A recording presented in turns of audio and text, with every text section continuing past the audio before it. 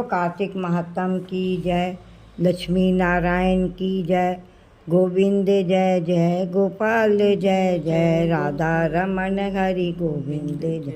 नारद जी कहने लगे कि हे ब्राह्मण, कार्तिक मास का कोई अत्यंत सुंदर व्रत कहिए। तब ब्रह्मा जी कहने लगे, हे पुत्र, विधिवत जो परम पवित्र पाप नाशक नक्त व्रत है वह सौभाग्यवती स्त्री को अवश्य करना चाहिए। नारद जी ने प्रश्न किया कि हे ब्राह्मण, उस व्रत की क्या विधि है और कब करना चाहिए।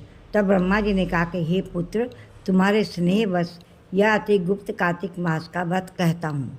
तुम सावधान होकर सुनो।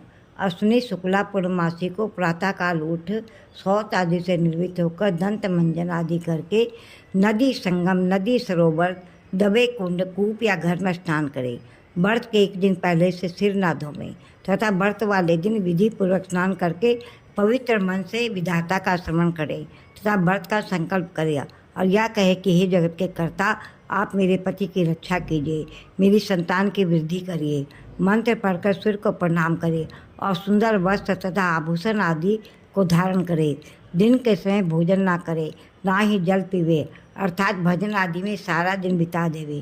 ब्रह्मा जी कहने लगे, हे पुत्र, सायंकाल को हमारा ब्रह्मा जी का पूजन चांदी के पात्र में दूध डालकर करें। सोना, चांदी, तांबा या मिट्टी की हमारी मूर्ति बनावें, उसको लाल वस्त्र पहनावें और विधि पूर्वक हमारा पूजन करें। चांदी के पात्र में रखे हुए दूध को सोने की मथनी से मथे।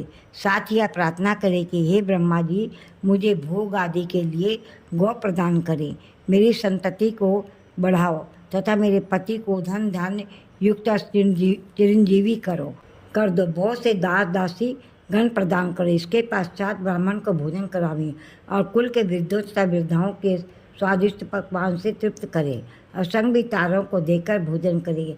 यह अश्विनी शुक्ला पूर्णमासी को ब्रह्मा जी का नक्त व्रत होता है।